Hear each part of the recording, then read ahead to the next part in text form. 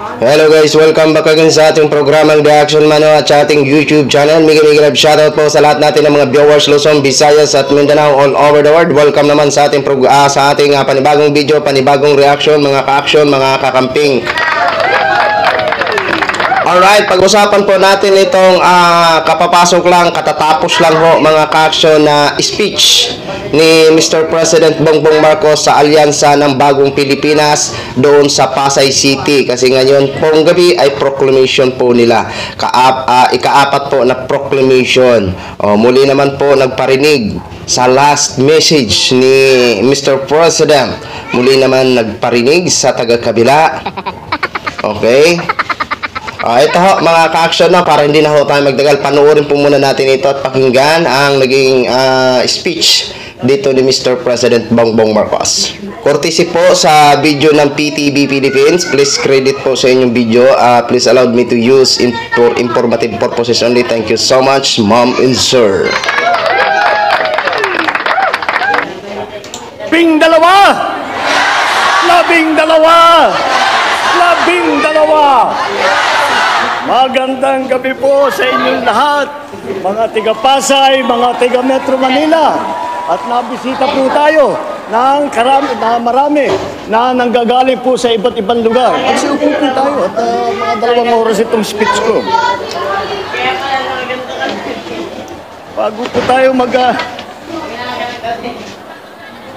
pagbigyan niyo po ako at binibilang ko lang yung aming mga kandidato dahil tinitiyak ko na kumpleto at wala pang napasabugan ng Granada. Kaya naman wala. Ayaw po mga ka-action ha. Unang parinig pa lang yan. Sino may sabi niyan? Si dating Pangulong Duterte. Po kayo maririnig ng mga ganyan. Yan na po ang kaibahan ng alyansa sa lahat ng mga ibang tumatakbo dito sa halalan na ito. Wala po kayong maririnig na masasamang salita. Wala po kayong maririnig na panakot. Wala po kayong maririnig ng pagmumura. Dahil po, nakita nyo naman po, narinig nyo po ang programa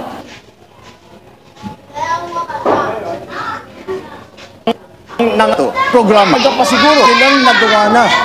At kung titignan nyo po ang record po nila, ang lagi lang kanilang iniisip ang kapayapaan at ang kaunlaran para sa bawat Pilipino, para sa buong Pilipinas.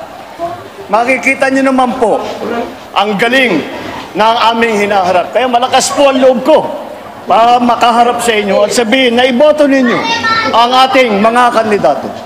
Dahil napakagaling, napakahusay po at bukod pa ron, napakamabuti na tao lahat ng aming kandidato. Kung iisa-isahin po natin, alam naman natin, napakagaling lahat. Narinig nyo na yung kanilang mga achievement doon sa kanilang pinagdaanan ng iba't ibang mga posisyon sa pamahalaan, sa serbisyo publiko. At pag pinagsama-sama natin, lahat po na ito, na napakagaling, ay nako, talaga naman, nakakagulat at nakakatuwa na makita na meron tayong mga nagsiservisyo sa publiko na ganito ang pagmamahal sa taong bayan, ganito ang pag-aalala sa taong bayan, ganito ang pagbibigay ng tulong sa bawat Pilipino.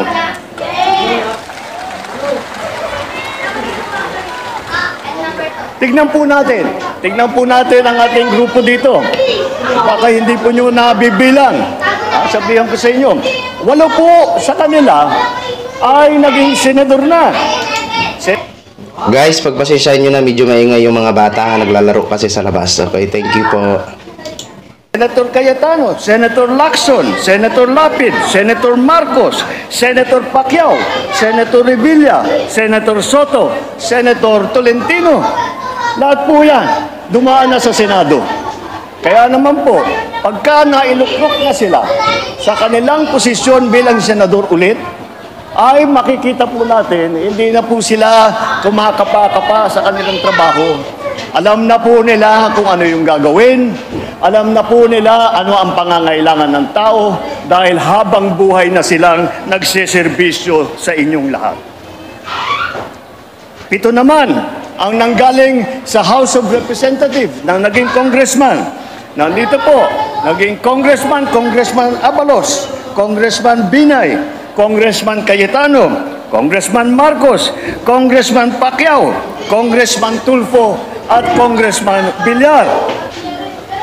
Hindi na po sila bagito sa ganitong klaseng trabaho, subok na sa mababang kapuluan at sa batasan. At meron din po sa ating mga kasama rito na umupo na sa tinatawag na cabinet rank position. Ibig sabihin, katumbas ng isang sekretary ng ating nakalihim ng isang departamento. Andiyan po ang naging sekretary ng DILG, si Secretary Abalos, na napakagandang naging performance niya. Andiyan din po at naging Secretary Tulfo ng DSWD. At napakita sa atin, kaya po napakaganda po ng reputasyon ngayon sa buong mundo ng Pilipinas dahil tayo po ay matulungin sa ating mga kababayan. Siya po, sa administrasyon ito, siya po ang nagsimula niyan. Kasama din natin po si Senator Ping Lacson. Si Senator Ping Lacson ang namuno ng Yolanda Rehabilitation Commission. At siya po ay ang nagbigay ng tulong at nagdala ng lahat ng pangangailangan ng mga naging biktima, yung mga nasalanta ng bagyong Yolanda. At kasama na rin natin si Senator Tolentino na dumaan din po sa MMDA na makita naman ninyo. At dahil napakahirap po na trabaho yan, kagaya ng nabanggit ni Mayor Benhor, ni Secretary Benhor, sinabi nga niya, ang kanyang tinutulungan pag MMDA ka ay lahat ng mga mayor, lahat ng mga iba't ibang lungsod, lahat ng iba't ibang bayan na nasasama sa Metro Manila. Kaya po, ngunit yung mahirap na trabaho yan ay nagawa na at maganda ulit ang kanyang performance. Alam nila ang gobyerno, kabisado nila mula sa matataas na posisyon at hindi na sila nagdadada na basta daldal ng daldal, gawa lang sila ng gawa, trabaho lang sila ng trabaho. They will stand in the Senate not to oppose but to propose. Ibig sabihin, wala silang hinahangad na panggulo. Wala silang iniisip na pagwatak-watakin ang Pilipinas. Wala silang iniisip kung hindi ang pagkakaisa para sa kabubuti ng ating bansa. Narinig nyo rin po ang tatlo sa aming kandidato na naging gobernador. Andyan po ay yung aking kapatid, naging gobernador ng lungsod namin sa Ilocos Norte. At nandyan din po ang Governor Lito Lapid ng Pampanga. At ang napakalaking probinsya ay hinawakan din po ni Governor Bong Revilla.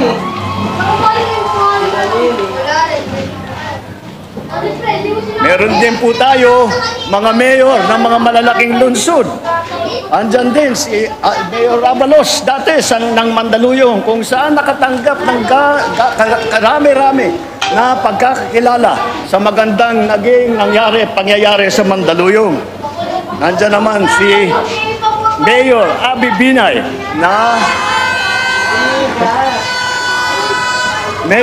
Binay na maraming dalampala galing sa Makati. At siya po ay humawak ng Makati, yung pinakamayaman na lungsod sa buong Pilipinas. Alam niyo po, kung akakalain po ninyo na dahil maraming pera, maraming pondo, ang isang lungsod ay madali ang trabaho. Hindi po. Mas nagiging mahirap ang trabaho dahil sa dami ng kailangang gawin at sa dami ng kanilang mga iniisip na inisyatibo pampaganda ulit ng buhay ng bawat Pilipino. Andyan din po ang si Senator Tolentino na naging mayor naman ng Tagaytay. At huwag natin makakalimutan na alam nyo po, baka hindi nyo po alam, na ang unang Senator Soto ay si Senator Vicente Soto na galing naman sa Cebu. At hindi lamang yun, si Senator Soto rin ay dumaan din sa LGU, dumaan din sa local government. Ay vice mayor naman siya ng Quezon City. Kaya makikita ninyo, napakalawak na ang kanilang karanasan, napakalalim na ang kanilang dedikasyon sa trabaho ng pagsiservisyo sa publiko. Hindi po natin kinakalimutan ang ating mga kababaihan. Dahil apat po sa ating mga kandidato, apat po sa kanila ay babae. Hindi lamang po na pangkaraniwan ng babae.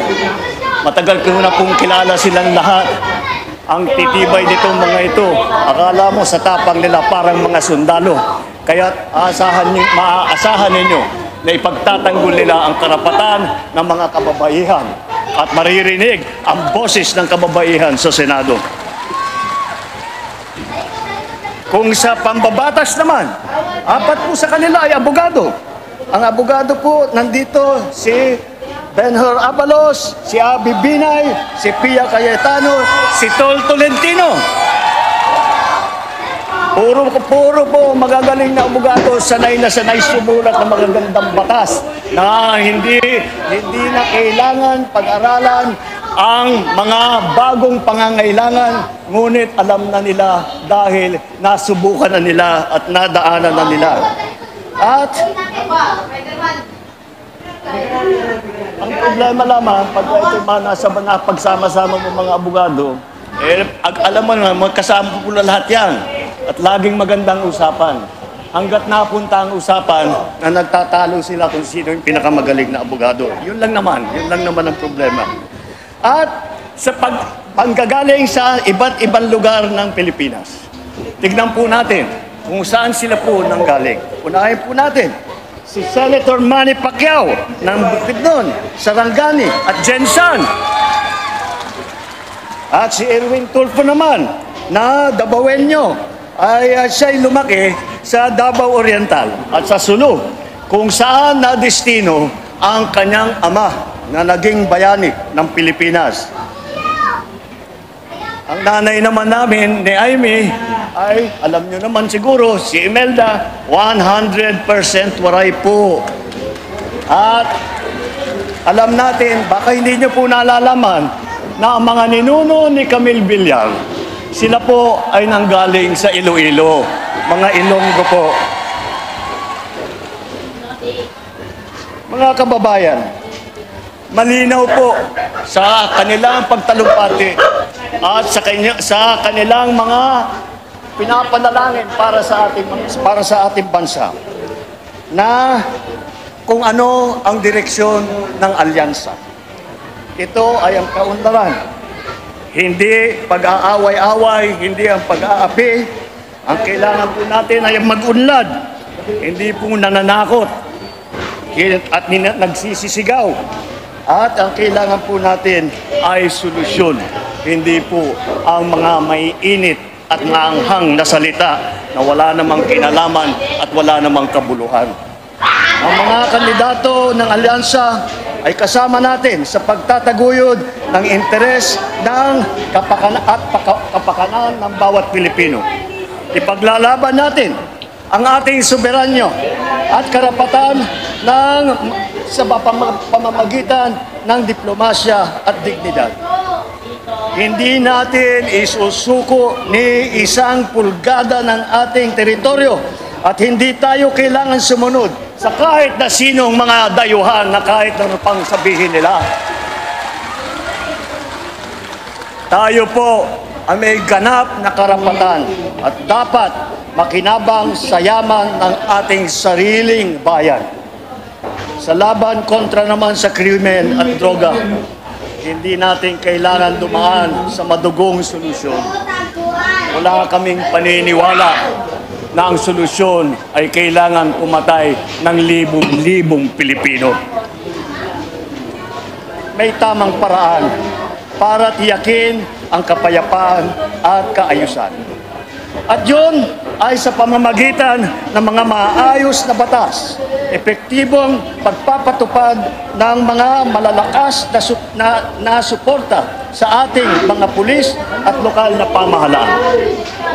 Sa ekonomiya naman at sa trabaho, hindi natin kailangan umasa sa ilegal na mga industriya tulad ng Pogo na naging pugad ng krimen at karahasan.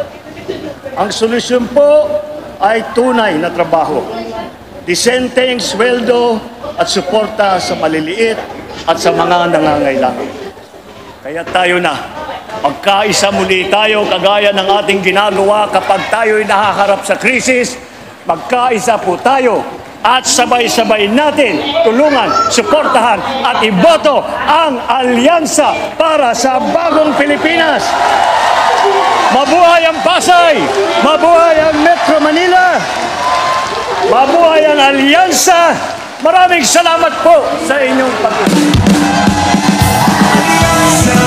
Muli mga kababayan, ang Pangulo ng Republika ng Pilipinas, His Excellency Ferdinand Romualdez Marcos Jr. Amin pong inaayayahan. Okay, so yun po mga ka-action, mga kakamping, no? Sa una pa lang at sa bago siya magtapos, o yun na po ang banat niya o pagpaparinig niya sa mga Duterte. Lalo na kay dating Pangulong Duterte. Totoo naman po ang kanyang sinabi. Hindi solusyon ang manggurgur ng libo-libo para lang mawakasan ang nasabing talamak na problema na kinakarap ng bansa natin, yung illegal na droga, no? Kitang-kita naman natin. Alam ko, napanood nyo po, ha? Na may nahuli na malaking doon sa Davao po yun. 'Di ba? Sa part ng Davao. Napanood nyo ba yung sa balita na doon sa part ng Davao naman nahuli malaking po yun, ha? Malaking transaction. 'Di ba? At agree po ako at sang-ayon po ako at suportahan ko po ang sinabi ni Mr. President Bongbong Marcos na hindi natin hahayaan na makuha kahit konti ang ating mga sovereign rights. Yan. Okay? At doon naman sa Pogo, totoo naman ang sinabi niya, krimen ang dinala ng Pogo. Kaya marapat lamang na isara ang Pogo. Di ba? Diyan sa kanyang pag-endorso ng kanyang mga manok, wala po akong masabi dyan. No comment po ako dyan. Dahil dalawa lang naman dyan ang ibubuto ko.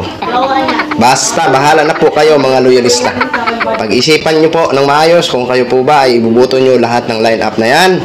Nasa sa inyo po ang desisyon at hindi ho namin kayo didiktahan dahil siyempre may kanya-kanya tayong paninindigan at paniniwala at prinsipyo. So yun lang ho mga ka-action, share ko lang ho sa inyo. Maraming salamat po sa ating mga viewers Luzon, Visayas at Mindanao all over the world. Ako po ang inyong lingkod, si Action Man. Good evening everyone. Beautiful.